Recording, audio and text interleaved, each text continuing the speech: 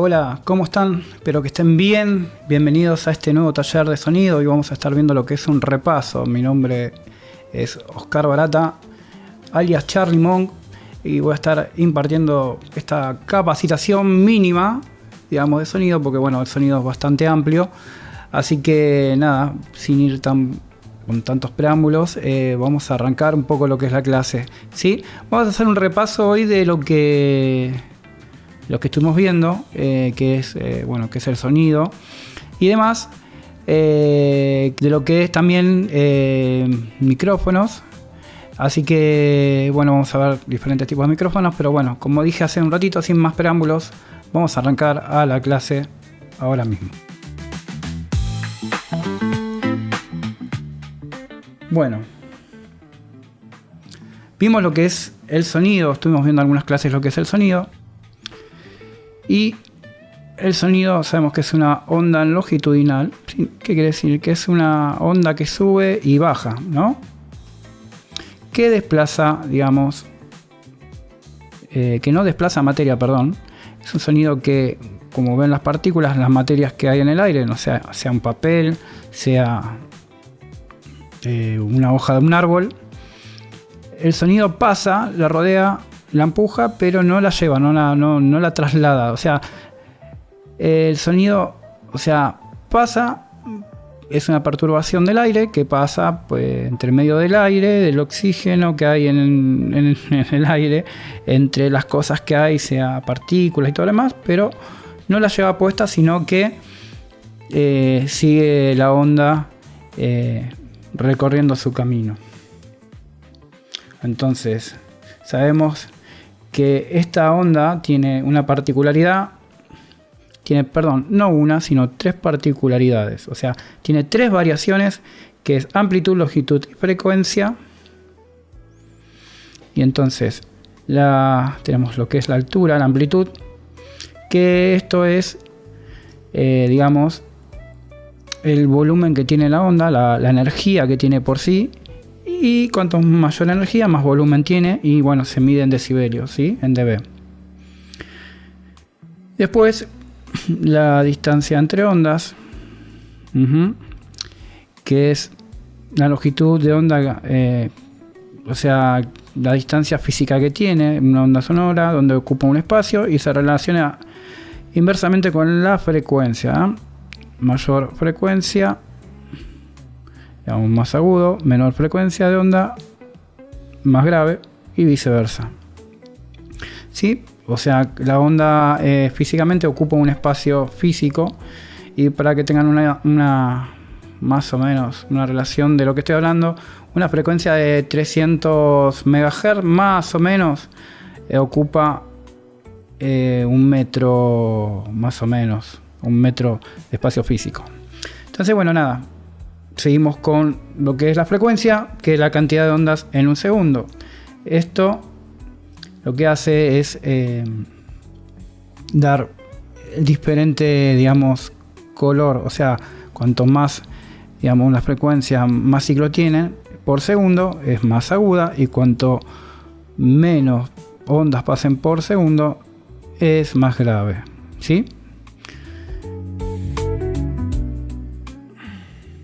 Sabemos que para lo que es, digamos, el sonido, que no se propaga por un espacio sin masa alrededor, sino depende de una materia. O sea, depende tanto de un metal, un sólido, digo un metal, pero es un sólido, puede ser un plástico, puede ser un papel, un hilo, pero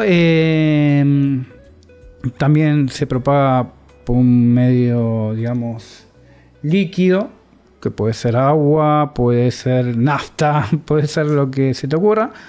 Y bueno, y también se propaga por una materia gaseosa, que puede ser el mismo aire que hay en la Tierra, ¿sí? De hecho, también dependiendo de la densidad, ¿no? Sabemos que muchos, si agarran un globo con helio y tragan un poco, creo que no es muy bueno para la salud, pero un poquito se puede tomar. o sea, llenan sus pulmones con helio y cuando hablan se escucha con una voz muy graciosa. Bueno,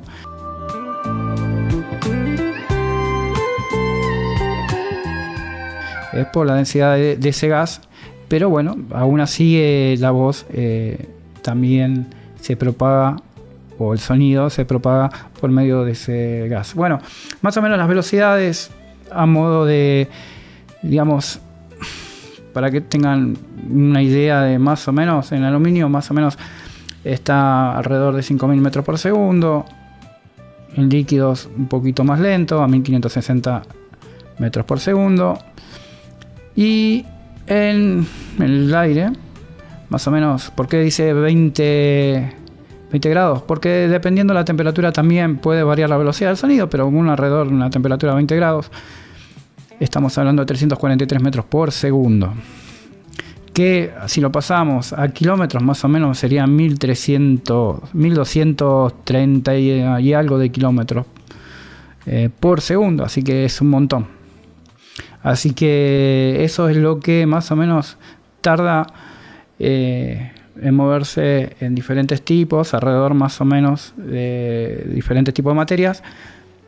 El sonido. Y algo muy importante que nos mostraron en películas de ciencia ficción como muy renombradas, que no vamos a decir el nombre acá.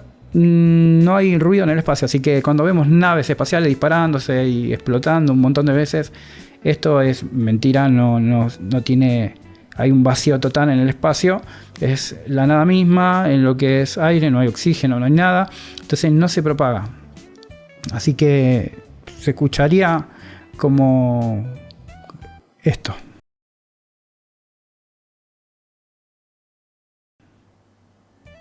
Silencio absoluto. Así que bueno, nada, eso para que vayan sabiendo, ¿no? Y bueno, el sonido tiene propiedades en el cual tenemos, por ejemplo, en el caso de un piano,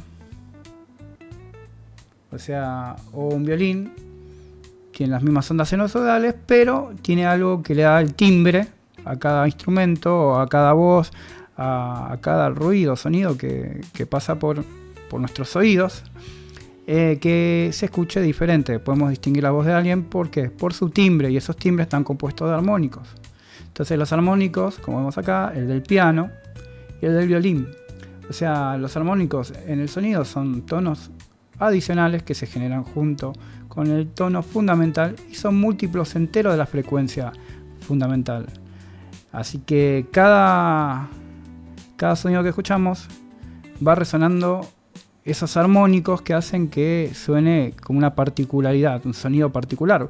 Podemos tranquilamente distinguir una guitarra o de una guitarra acústica de una guitarra eléctrica por simple hecho de su sonido. Un violín, si escuchamos un violín y conocemos el sonido del violín, podemos distinguir el sonido del violín de un piano o de una guitarra. Así que cada uno de los armónicos tienen un timbre específico, cada uno de los sonidos tienen un timbre específico gracias a los armónicos, ¿no?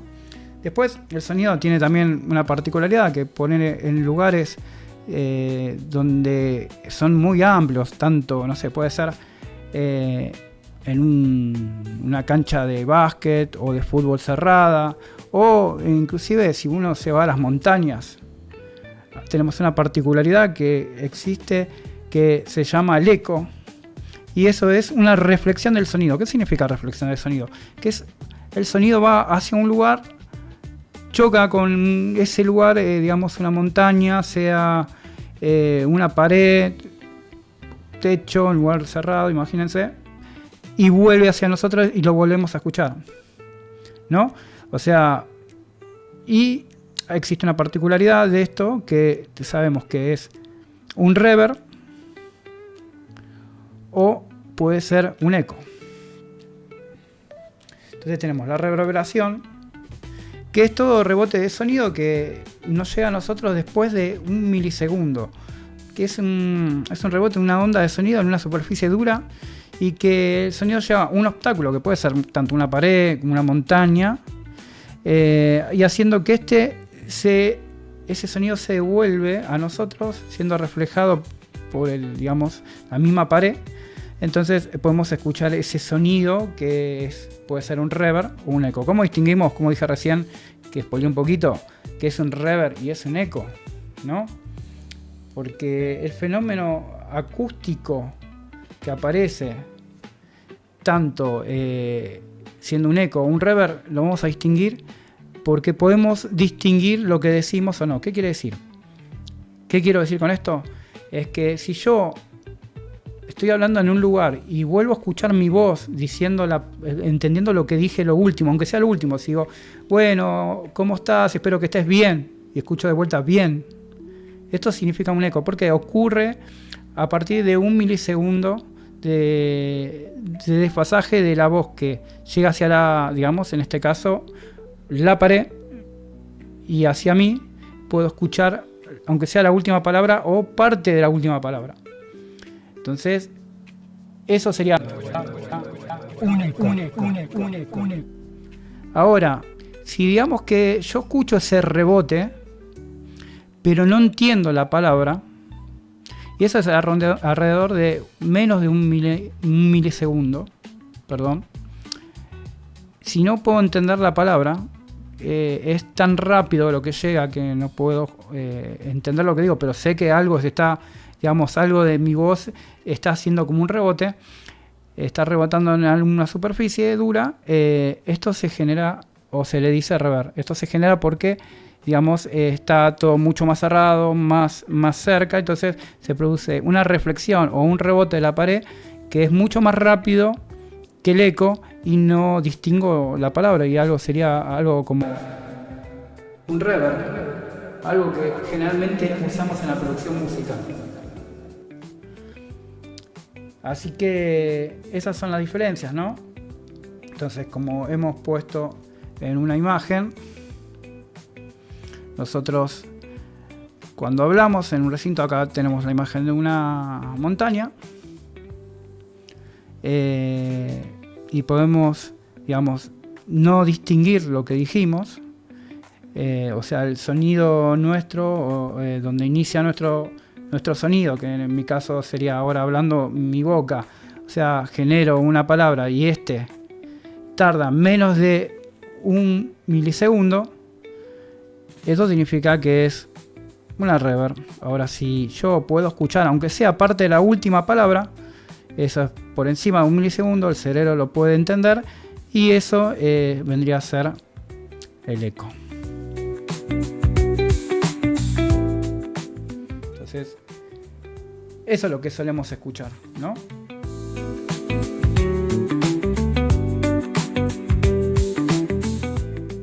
Acá lo que vamos a ver un poco lo que ya vimos micrófonos, y lo que vamos a ver de micrófonos es los tipos de micrófonos que tenemos. Acá tenemos dinámicos, que son micrófonos generalmente robustos, micrófonos que se usan en lo que es el sonido en vivo.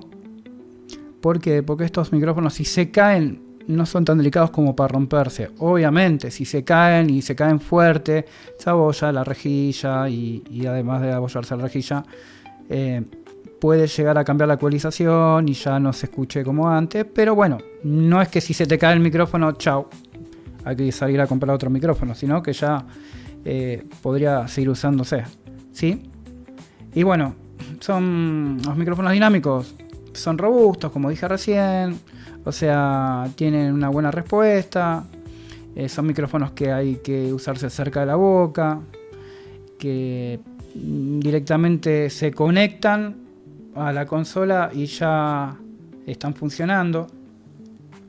Así que son los que se usan mayormente en una banda, como para amplificar, qué sé yo, podría ser un coro de voces, no un coro así armónico de 50 personas. Estamos hablando de poner un micrófono a cada una de las personas que están haciendo un coro para una banda, no sé, una banda cualquiera, de rock, pop, lo que sea, que estén cantando y hacen un apoyo, digamos, coral de 3-4 voces, se le ponen un micrófono a cada una de esas personas y se amplifica.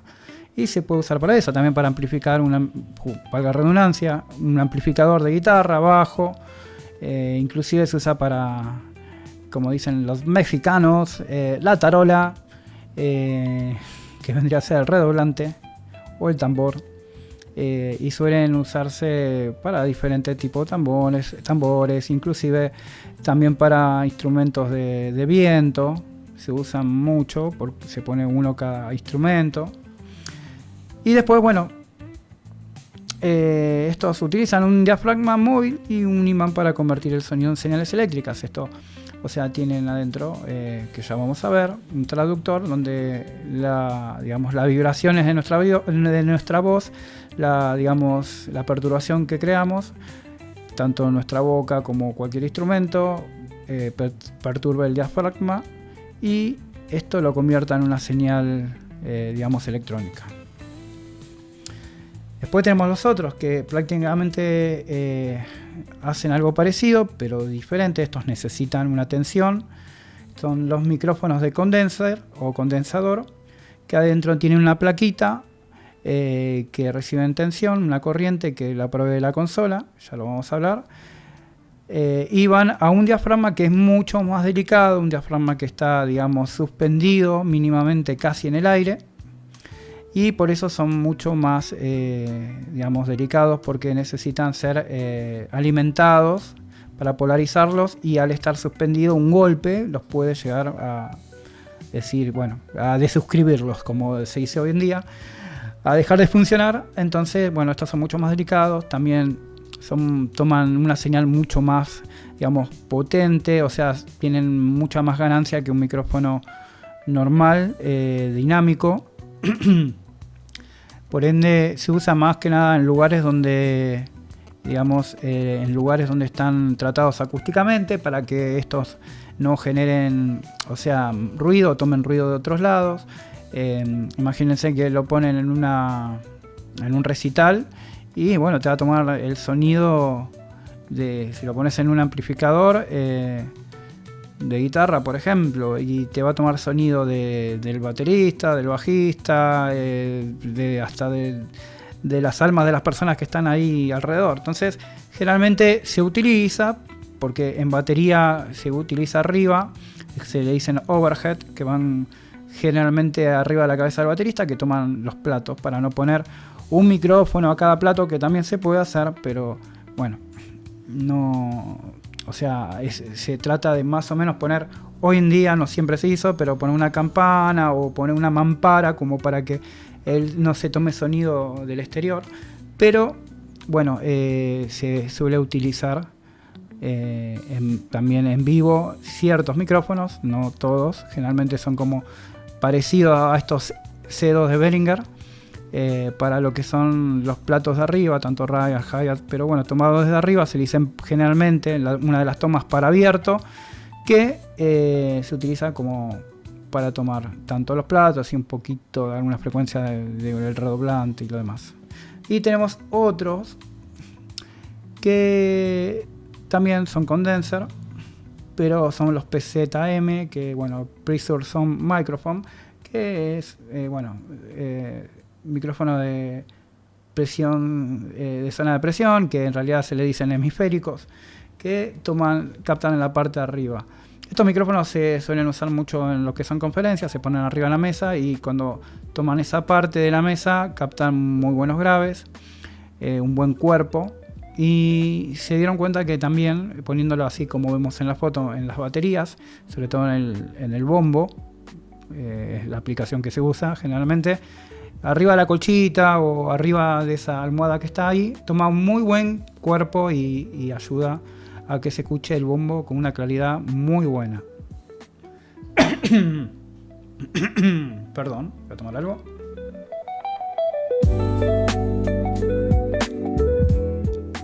Entonces, nada, estos son los diferentes tipos de micrófonos. Hay algunos más, hay de cintas, hay otros micrófonos valvulares, pero son más o menos lo mismo, condenser, pero que prácticamente no lo vamos a ver en lo que es sonido en vivo. Así que vamos a pasar a lo que es un micrófono dinámico. Las partes del micrófono dinámicos Por ejemplo, este es un Shure SM58. Tiene la rejilla, el transductor o cápsula, que es ahí donde hace la magia, donde la membrana recibe las vibraciones y las genera en electricidad y va por esos cablecitos. Ahí está el diafragma y va por esos cablecitos a la base, y adentro de la base tienen un transformador. Lo que hace es ese transformador a balancear el sonido. Sabemos que el sonido de un micrófono o una señal balanceada lleva, digamos, sonido por dos de sus clavijas, y una clavija lleva la malla.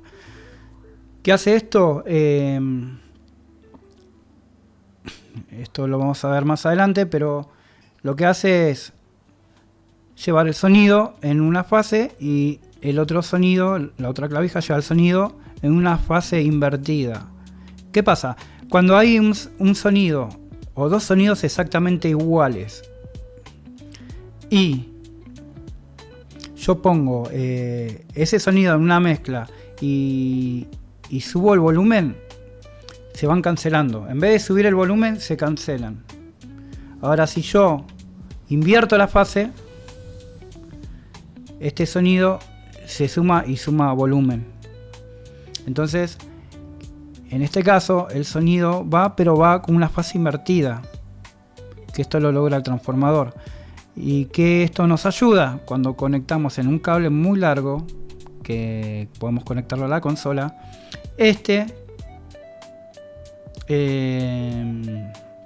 Al llegar a ser un cable muy largo, y los cables son muy propensos a tomar señales electromagnéticas de afuera, tanto puede ser una radio o inclusive no sé, una ambulancia está pasando y está hablando por radio, un policía que está afuera hablando por radio, podemos captar esa señal.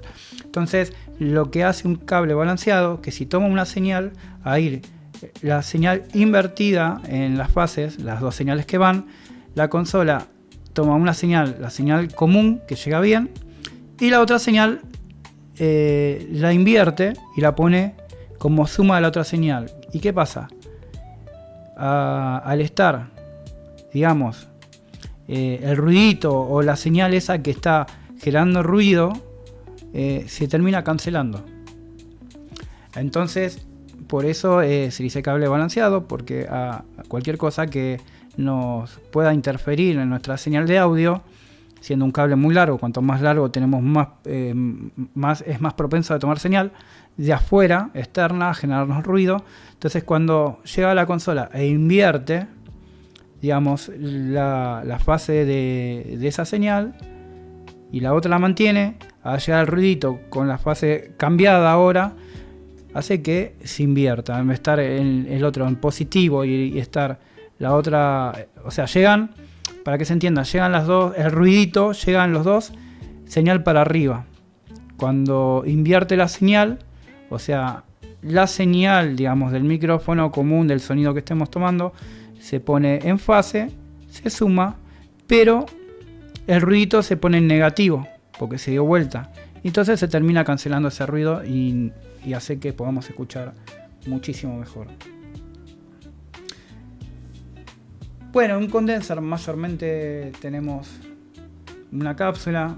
No diría que sería muy así, pero bueno, tenemos esta cápsula que es como un platito de metal agarrado, apenas, casi suspendido en el aire, donde lo que estamos hablando se genere vibraciones y genere también pulsos eléctricos, lo que va a la placa y va hacia, digamos, la consola, que hace lo mismo con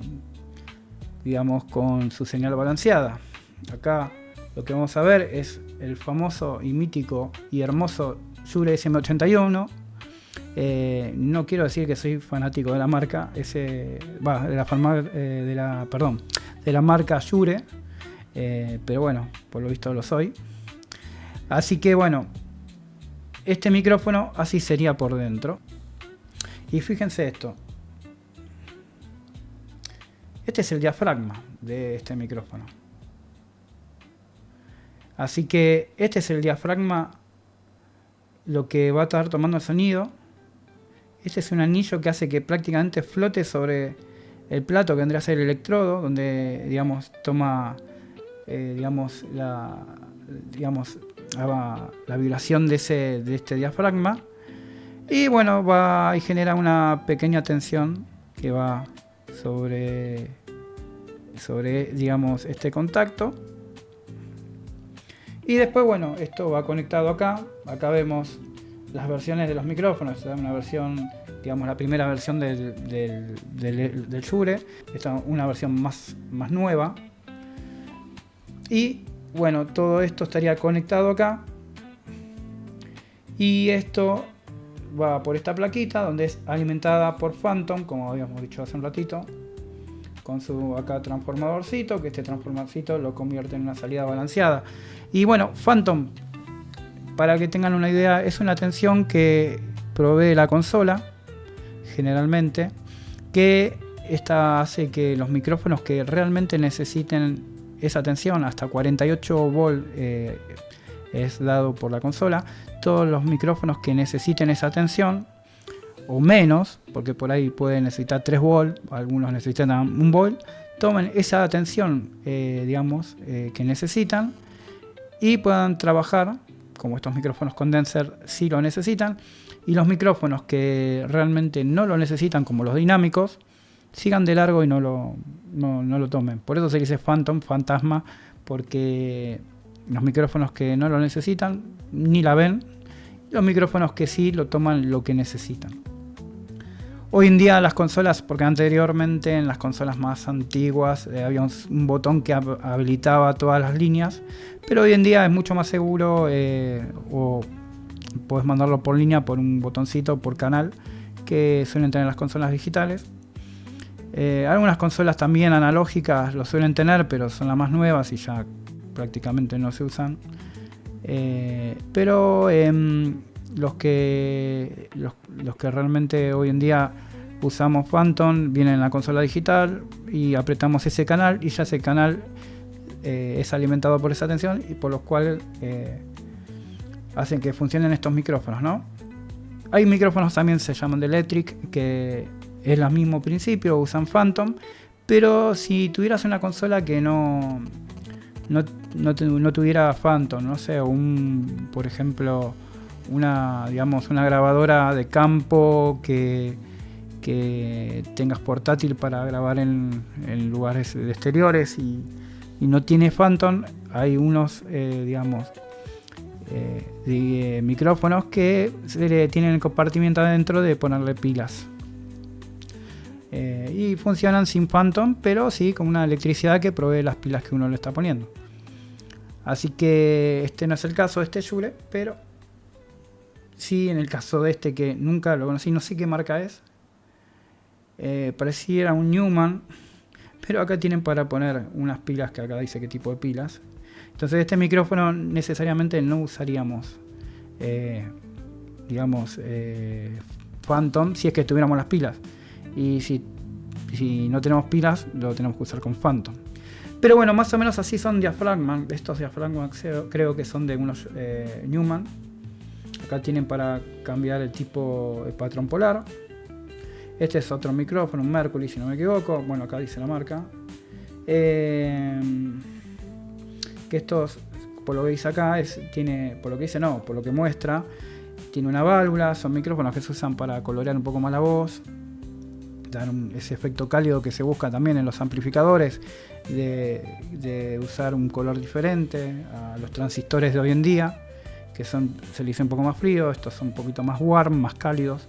Y bueno, estos sí vienen con una plaquita que, bueno, tienen todo el controlador, porque toda la parte de donde usa la válvula o donde está la válvula ocupa la gran parte de todo. Entonces tiene un poquito de electrónica y necesitan una electrónica aparte. Y de ahí se lleva al DAW, o si lo querés usar en vivo, que es una locura, pero bueno, es un micrófono, no debe salir 200.000 pesos, debe salir muchísimo más. Y bueno, esto lo lleva hacia el equipo donde vos grabás y bueno, tiene esta tapita donde, bueno, te permite quitarla para cambiar, digamos, la válvula. Bueno, vamos a ver lo que son patrones polares. Los patrones polares ya lo habíamos visto, pero bueno, son estos, ¿sí? Omnidireccional, bidireccional, cardioide, supercardioide, hipercardioide y shotgun. Omnidireccional significa que donde vos te posiciones te va a estar tomando, sea frente tuyo, atrás del micrófono, donde sea te va a estar tomando señal de lo que vos estás hablando. Después tenemos bidireccional, que vendría a ser en figura de 8, creo que es claro por qué, ¿no?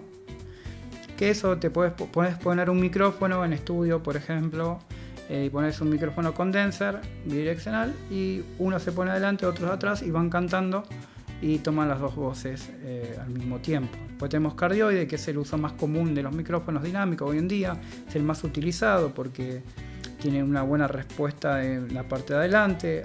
Acá se empieza a bajar y a cancelar un poco el sonido, y en esta parte no toma nada, que vendría a ser donde está el mango. Después supercardioide,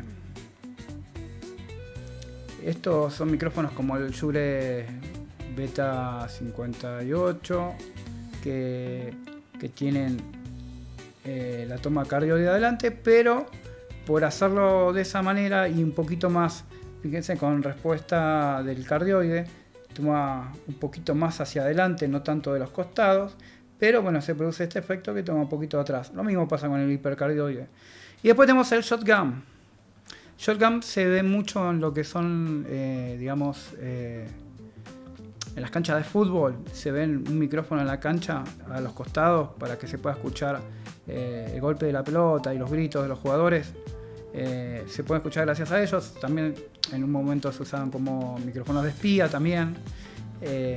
Estos tienen mucha ganancia adelante y bueno, por su defecto toma un poquito de los costados. Por eso hay micrófonos espías, que se le decían en ese momento, que se usaban, que tenían, o sea, está el micrófono acá, digamos, el palito del micrófono hacia adelante, y por acá tenía una parabólica. Entonces, para concentrar todo este sonido, no tome nada de atrás, no te tome a vos respirando, sino tome hacia adelante donde uno posicionaba. Son muy direccionales. También se usan mucho en cine, con una caña, digamos. Está el sonidista apuntando a las voces, a la boca, perdón, del actor, y tiene que estar bastante lejos porque si está muy cerca de la boca, la cámara lo va a tomar. A veces hay esos problemas de que a veces en películas se ven un poquito la puntita del micrófono. Pero bueno, la cuestión es que esto se usa también para cine, para tomar las voces de los actores. Y bueno, así terminando un poco por la clase de hoy, perdón por el repaso, vamos a mostrar más o menos cómo funciona el patrón polar, digamos, de un Shure. Este es un Shure SM57. El Shure SM57 tiene, digamos, un patrón polar cardioide. Cardioide se dice porque tiene medio forma de corazón, ¿no? Entonces, perdón, el micrófono más o menos toma de esta manera, ¿sí? En realidad tendría que estar un poquito más arriba, sale de acá, pero es más o menos la toma que tienen. Y hay algo que tiene, o sea, cada micrófono, que es, digamos, una ecualización. Cada micrófono tiene una preecualización que viene ya de fábrica y uno más o menos la ajusta en el sonido. Por ejemplo, yo cuando estoy haciendo sonido suelo, digamos, ¿cómo decirte? No ecualizar tanto en los micrófonos. Sí, a veces necesita el recinto darle un poquito más de agudos, pero vamos a ver si podemos mostrarles el manual de un Shure SM58. Vamos a ver la figura.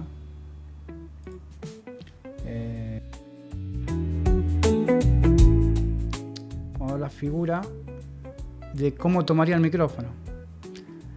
Fíjense que de acá toda esta parte de acá, esto no quiero, toda esta parte de acá, el micrófono lo toma de una manera, digamos, bien recta por acá, y después por esta parte se sube un poco. Esto sería el espectro de frecuencias. Estaríamos hablando que acá serían 20 Hz, una frecuencia demasiado grave. Acá sería una frecuencia bastante aguda, llegaría casi a los 20.000 Hz. Entonces, en 20.000 Hz, más o menos, entre 10.000 Hz cae la frecuencia de agudos, pero de acá te hace un piquito hacia abajo. Si llega a 0 dB, esto vendría a ser un 0 dB.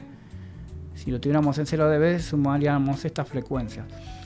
Y acá veríamos que a partir de, no sé, los 1000 Hz tiende a subir, como para la parte de presencia, digamos, generalmente la parte inteligibilidad, o la parte donde más se entiende nuestra voz, sería a partir de los 4000 Hz. Entonces, a partir de los 1000, acá serían 2000 Hz, ya 3000 Hz, esta rayita de acá, subiría en la parte de la inteligibilidad y bajaría acá un poquito y tendríamos una ecualización más tirando a esa parte aguda, digamos, de nuestra voz. Entonces, como que está ya cada micrófono preecualizado para lo que vendría a ser un cantante. Entonces, bueno, eso sería más o menos como vienen este micrófono. Otros micrófonos van a tener, digamos, una ecualización diferente, o un micrófono dedicado para violín quizás no tenga tan, digamos, armado esa parte de agudo, sino con una ecualización diferente.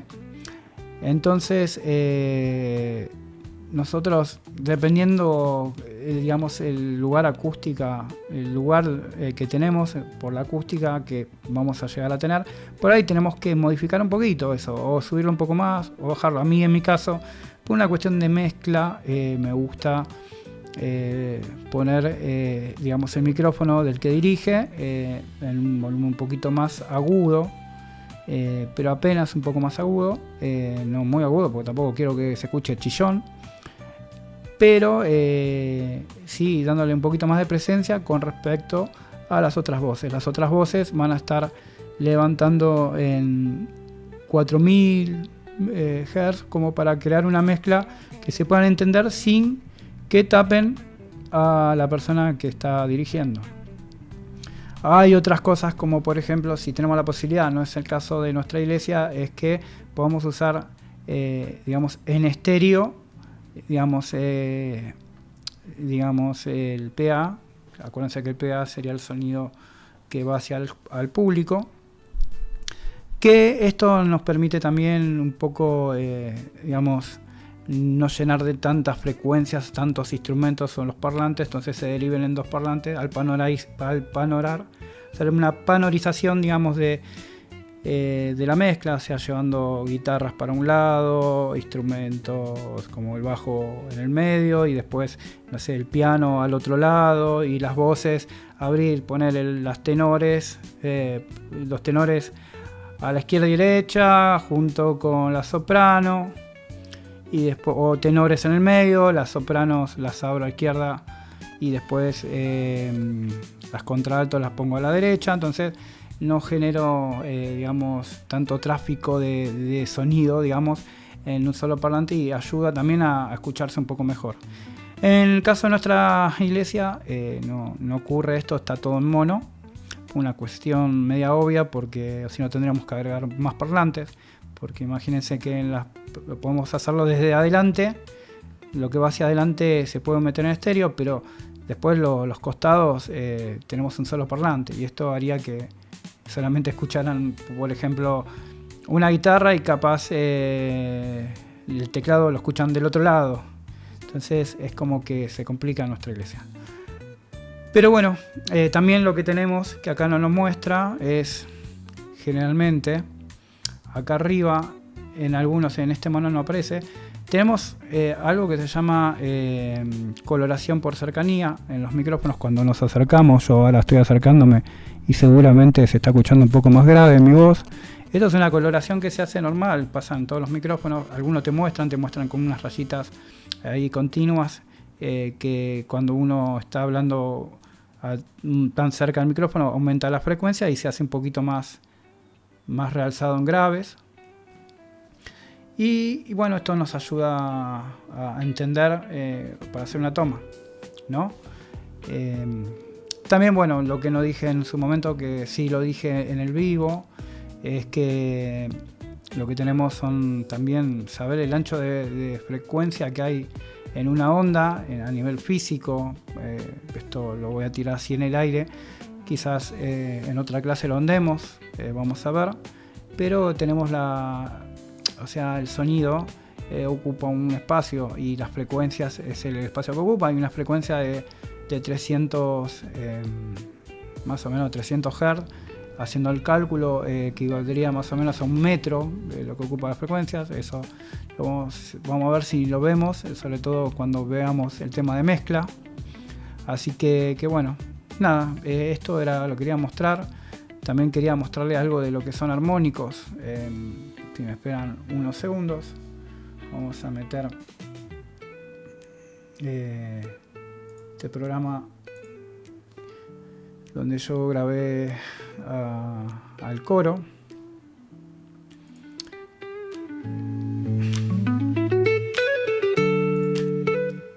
Así que mientras se está abriendo el programa, para ver lo que son los armónicos, que son múltiplos, enteros, que se van sumando a cada voz que estemos escuchando, que da esta particularidad, ¿no? Y esta voz que nosotros venimos escuchando puede ser nuestra voz misma, hasta inclusive puede ser un instrumento musical. Entonces cada una de estas cosas hacen que nosotros podamos escuchar con un timbre, ¿no? Cuando nosotros la reproducimos, perdón si se escucha un ruido, cuando vemos en una frecuencia cómo va siendo de la nota que escuchamos, de la frecuencia fundamental de esa nota, se va sumando otras frecuencias.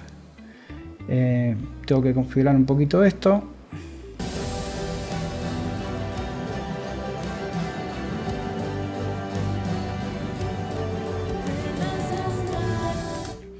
¿Ven cómo se va multiplicando los picos de frecuencia?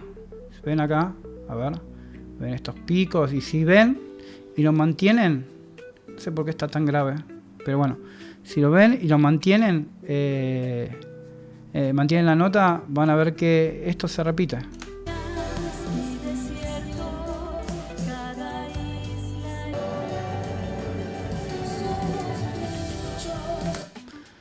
Y acá están, ¿ven? Miren como casi es una copia. Y es la onda sinusoidal con sus armónicos subidos.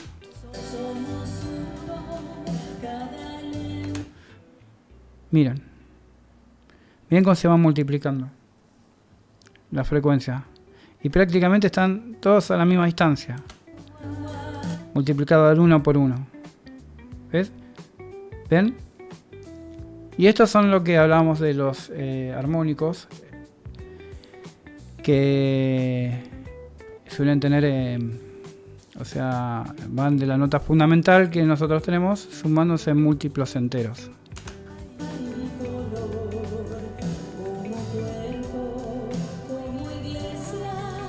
Miren cómo se va haciendo cada...